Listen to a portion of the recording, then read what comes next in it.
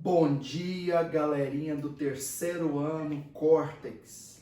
Estamos aqui para mais uma aulinha, dicas de saúde, sobrevivência e ambiente hostil.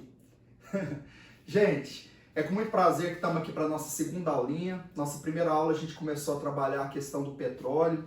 Como a gente sempre faz, a gente faz aquela revisãozinha inicial e na sequência vai para a nossa aula, tá? Queria deixar uma sugestão para vocês. Previamente, entra lá no blog, imprima o PDF dessa aula para você poder acompanhar aí o vídeo e já fazendo suas anotações ali dentro de cada uma dessas telas, ok? Gente, então vamos para mais uma aula. Nós começamos a definir o que seria o petróleo, sua origem, né? Como é feita a prospecção, que é encontrar o petróleo, o transporte, e ele chega até a refinaria, onde esse petróleo vai ser fracionado nas várias frações que nós temos em relação à utilização desse petróleo, né? E esse processo que nós utilizamos lá na refinaria é a famosa destilação fracionada, né? Para separar essa mistura tão complexa que é o petróleo, em que predominam os hidrocarbonetos, tá? Depois de feita a destilação do petróleo, nós vamos obter aqui as fases ou frações que eu gostaria de dividir com vocês nos estados gasoso, líquido e sólido. Quem seria a fase gasosa do petróleo, né? O gás natural, conhecido no submundo do crime como GNV, gás natural veicular, em que a composição principal é o metano, ok? Gás de cozinha, GLP, gás liquefeito do petróleo, em que a composição principal é o propano e o butano. Essa é a fase gasosa, então, do petróleo, claro, dando destaque aqui às substâncias que têm um valor comercial, ok? A fase líquida, sem dúvida nenhuma, é aquela que a gente vai, de uma certa forma, valorizar um pouco mais, mesmo porque é aquela que comercialmente tem um valor agregado maior, né? Onde contempla, inclusive, a gasolina, como aqui, a gasolina e o querosene, vamos dizer assim, que está associado principalmente aí ao consumo nos carros, ok? Fase líquida da gasolina, a gente destaca gasolina, querosene, fase líquida do petróleo, desculpa, mais uma vez, desculpa por existir, gasolina, querosene, óleo diesel e óleos lubrificantes, ok? Fase sólida, nós temos aqui em destaque parafina, vaselina, piche, asfalto, né? Sempre lembrando que não é só isso aqui, eu estou fazendo destaque daquilo que tem um valor comercial agregado, mas nunca podemos esquecer que várias coisas do nosso cotidiano derivam do petróleo, e aí é o que a gente chama de indústria petroquímica, quando essas substâncias vão para uma outra indústria para dar uma outra destinação para esse produto químico, ok? Bom, galera, de curiosidade, eu peguei aqui um dado da Petrobras, da destilação do petróleo no Brasil. Claro que isso aqui é uma média, né? O petróleo varia de composição, como a gente viu na primeira aulinha. E, de uma forma geral, nós vamos ter esses percentuais obtidos a partir aí do fracionamento do petróleo na destilação, tá? O barril de petróleo tem 159 litros, 8,75% é o GLP, 21,31, aí eu queria destacar esse número, né? Porque efetivamente a parte gasolina, ela tem um valor agregado extremamente importante nas frações do petróleo, tá? Aí nós temos nafta, querosene, óleo diesel, óleos combustíveis e outros. Só para a gente ter uma noção, né? Que nós temos em torno de 20% de aproveitamento quando você fala da fase gasolina do petróleo, ok? Bom, gente, aí você vai perceber na hora de fazer exercício, na hora que o pessoal for cobrar essa matéria de vocês, que essa parte que nós vamos ver agora, o tratamento químico, é extremamente cobrado, tá? Então vamos lá. O primeiro tratamento químico que nós vamos estudar é o cracking, ou craqueamento ou pirólise. Quebra, seria a tradução meio que ao pé da letra aqui, lise, quebra, piro, fogo, aquecimento. Então nós vamos quebrar cadeias grandes em cadeias o quê? Menores. E aquela pergunta que sempre surge nas nossas aulas, né? Professor, o que tem a ver isso com a minha vida? Nada. Mas, gente, qual que seria a ideia de você fazer esse craqueamento? Você pegar cadeias longas, entendeu? e quebrar isso em cadeias menores, sendo que essas cadeias menores estariam compreendidas ali na fase gasolina do petróleo, fazendo com que aquele rendimento da destilação em relação à quantidade de gasolina obtida pudesse o quê? Ficar um pouco maior, ok? Professor, você relaciona isso com a minha vida e dá exemplos? Claro. Ó, se eu pegar uma cadeia carbônica com 16 carbonos, e aí não está contemplado na fase gasolina, né? Sempre lembrando que a fase gasolina, ela está ali compreendida entre 5 e 11 carbonos, né? A gente considera, inclusive, assim, isso é muito relativo, mas cadeias que estão compreendidas entre 7 e 9 carbonos seria a fase principal que faria parte da gasolina, tá? Os componentes principais. Daqui a pouco, inclusive, a gente vai poder discutir quais as substâncias estariam presentes na gasolina que poderiam efetivamente melhorar a sua qualidade. Então, vou pegar uma cadeia de 16 carbonos, observe uma coisa, só lembrando da nossa matéria lá no começo, CnH2n mais 2, o dobro mais 2. Então, aqui nós temos uma cadeia saturada, um alcano. Na presença de um cat, o que seria um cat, gente? Um gato, né? Um catalisador e calor, nós vamos promover o craqueamento da cadeia, por exemplo, em 7 e 9. Observe um detalhe, aqui está seguindo a fórmula geral CnH2n mais 2, é um alcano. E aqui está seguindo a fórmula geral CnH2n, seria um alceno, ou seja, a presença de uma dupla ligação. Então, sempre que você promove a quebra de um alcano, você vai ter a formação de um alcano e de um alceno, ok? Essa cadeia, ela seria extremamente interessante para compor essa fase menor que está ali dentro do número de carbonos que a gente tem para a gasolina, ok?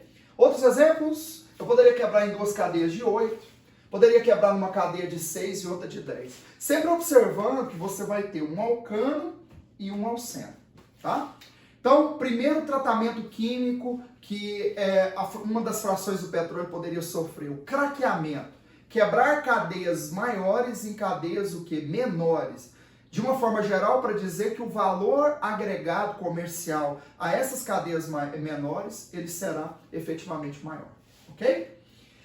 Segundo tratamento que nós teremos é o reforming. Professor, eu estou me sentindo muito discriminado nessa aula, porque eu fiz opção por espanhol. Fique em silêncio, por favor, acompanhe a aula. Reforma catalítica, tá? Então, o que seria essa reforma catalítica? Por meio de catalisadores e aquecimentos apropriados, ocorre a transformação de hidrocarbonetos de cadeia normal em ramificadas, cíclicas, em aromáticas e etc, tá? Moçada, para falar a verdade, não tem uma definição assim exata do que seria a reforma, mas você, de uma certa forma, transformar um determinado tipo de cadeia em outro, que de uma certa forma faça com que você tenha um valor agregado comercial para aquela substância maior. Exemplos. Pegar uma cadeia, por exemplo, que é normal e transformar essa cadeia numa cadeia ramificada. Você vai ver que em termos assim de gasolina, isso tem uma certa importância que daqui a pouco a gente vai trabalhar, ok? Eu coloquei aqui outros exemplos de reformas para vocês. Por exemplo, cadeia normal virando cadeia ramificada, cadeia acíclica virando uma cadeia o quê? Cíclica. Você pegar uma cadeia que é aberta e transformar numa cadeia cíclica e aromática. Então, obviamente, qual que seria a ideia, né? Perceber que provavelmente os produtos formados nessa transformação têm um valor agregado superior aos meus reagentes. Galera, então nós temos a possibilidade então do refino, posteriormente fazer um tratamento químico e mais uma vez insisto, eu poderia então pegar um produto desse que tem um valor agregado e levar para uma indústria petroquímica que vai dar uma outra destinação. Vamos dar um exemplo? Eu pego uma determinada substância que derivou do petróleo, fiz ali um pré-tratamento, de repente vou fabricar um plástico ou um outro produto qualquer, ok? Moçada, eu vou te apresentar agora qual que seria o funcionamento de um motor 4 tempos, e aí eu gostaria muito que você entendesse a ideia inicial, depois isso vai fazer um pouco mais de sentido. O motor 4 tempos, ele vai ter um primeiro tempo que é a admissão, né? Nós vamos ter a admissão do combustível dentro da câmara ali de compressão, tá? Então o pistão desce e aspira a mistura ar-vapor de gasolina ali para dentro, ok? O segundo tempo vai acontecer a compressão dessa mistura, né? Então você tem ali, você aspira, você admite esse combustível para dentro da câmara, e depois você vai promover ali a compressão desse combustível ali dentro. Observe que aqui na parte de cima nós temos a vela responsável por fornecer ali a energia de ativação ou a primeira faísca para que haja a explosão ali dentro. Então nós vamos ter no terceiro tempo a explosão, né? A faísca da vela detona a mistura, empurra o pistão para baixo e é o que vai mover o automóvel. Então você vai ter ali esse movimento promovendo a movimentação mecânica através do virabrequim e que vai fazer o carro movimentar. No último tempo, nós temos o escape de todos aqueles produtos mais os reagentes que não foram consumidos dentro dessa câmara, que serão expulsos dali, né? Que são os gases produzidos durante a explosão. Galera, então basicamente, vamos fazer um movimento aqui, você teria aqui a admissão do combustível dentro da câmara, a compressão desse combustível, a explosão do combustível e depois a expulsão desses gases que estão ali dentro para fora da câmara de combustão, ok? Bom, você vai entender qual que é a ideia. Eu vou te apresentar agora mais ou menos o que seria o funcionamento então desse motor 4 tempos. Aí nós temos um videozinho aqui, né? Vamos dar partida aqui, né? Só falta funcionar. Belezinha. Não funcionou. Galera, basicamente, depois você vai assistir então esse vídeo em casa, tá? Que seria o funcionamento do motor.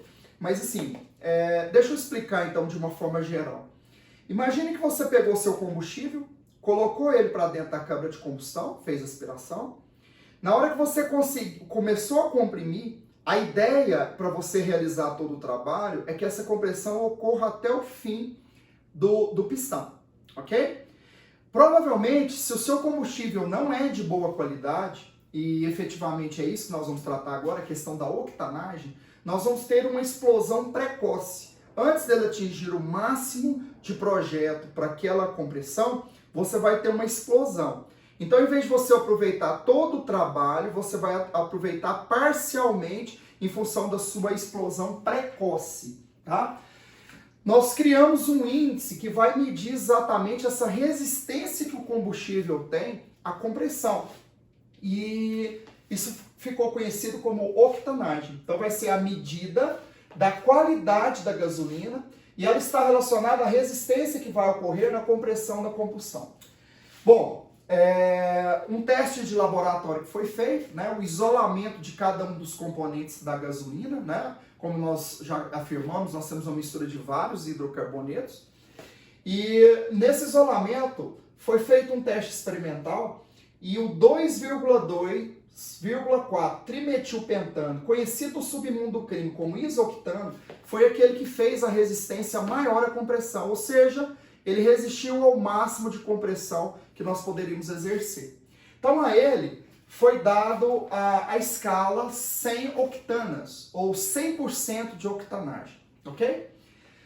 A substância que está ali compreendida dentro da faixa de número de carbonos da gasolina que menos resistiu à compressão foi o N-heptano. Então a ele foi dado na escala o 0 octana, ou 0% de octanagem. Bom, então, na hora que você pega uma gasolina, obviamente que não estão com seus componentes separados, está ali aquela mistura complexa com vários hidrocarbonetos, você teria como fazer a medição da resistência que ela tem a essa compressão. Vamos supor que numa medição você descobriu que a sua gasolina ela tem 80 pontos, ou 80 octanas, ou 80% de octanagem. Qual significado isso teria? É como se nessa gasolina nós tivéssemos 80% de isoctano e tivéssemos 20% de N-heptano, tá? Ou seja, nós criamos uma escala de como esse combustível vai resistir a essa compressão que vai acontecer ali dentro do pistão no funcionamento do motor. Então você entendeu a ideia do funcionamento dos 4 tempos e obviamente o que nós estamos vendo aqui em relação à qualidade do combustível, ok? Bom, galera, para melhorar a qualidade da gasolina e resistir um pouco mais a essa compressão, nós tivemos aí ao longo da história o uso de alguns antidetonantes, que seriam substâncias que seriam acrescidas artificialmente à gasolina e melhorariam naquela mistura essa resistência à compressão. Uma das substâncias que no passado foi utilizado é o tetretil chumbo, né? A gente chama de chumbo tetretila, né? Agora, qual o problema da utilização dessa substância? Que obviamente, como ela está presente ali junto e vai participar da combustão, nós teremos a formação de óxidos de chumbo. Sempre lembrando que o chumbo é um metal pesado, bioacumulador e altamente tóxico, tá? Então essa foi uma substância proibida como antidetonante. Fazendo testes, o pessoal percebe que essa substância, o MTBE, que é o éter-metilterquibutílico, né, poderia também ser utilizada como antidetonante e foi utilizado por um bom tempo e até hoje, em alguns casos, é utilizado em algumas gasolinas especiais. No entanto, várias outras substâncias já foram testadas e o próprio etanol, que é colocado no nosso combustível, né, acrescido de forma regulamentar, ele tem uma octanagem superior à da gasolina, né? E, obviamente, se ele tem uma octanagem superior, significa que ele está atuando ali como antidetonante nessa mistura, ok? Eu nunca esqueço, gente, mesmo sendo uma aula virtual, eu acabo tendo que contar. Uma vez eu estava dando uma aula e aí eu falei que o etanol tinha uma octanagem superior à da gasolina e um super-herói levantou a mão e falou: professor, se você está falando que o etanol tem uma octanagem superior à gasolina, por que eles não fabricam uma gasolina com 100% de álcool?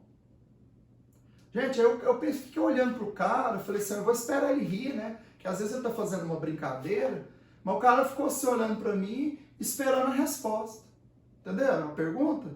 Por que não fabrica uma gasolina com 100% de álcool? Aí eu falei para ele, fabrica, só que chama álcool. Chama álcool, etanol. Então essa pergunta, meu querido herói, Batman, Cavaleiro das Trevas, ela é inadequada, ok? Moçada, aqui mais agora são algumas curiosidades que eu coloquei para vocês, os tipos de gasolina que nós vamos ter aí no país, né? Por exemplo, a gente tem uma gasolina tipo A com 73 octanas, que é a gasolina amarela, né? Nós temos uma gasolina tipo B com 82 octanas, que é uma gasolina azul. Nós temos aí uma gasolina tipo C com 76 octanas, que tem a gasolina acrescida ao etanol. Obviamente isso muda um pouco, dependendo da proporção que você está misturando, né? E a gasolina verde, que vai de 110 a 130 octanas, né? Nós temos uma série de combustíveis hoje disponíveis no mercado e, obviamente, tem toda uma sistemática para você ter um combustível, por exemplo, aditivado, que vai ter ali o acréscimo de detergentes para limpeza de todo o sistema de combustão.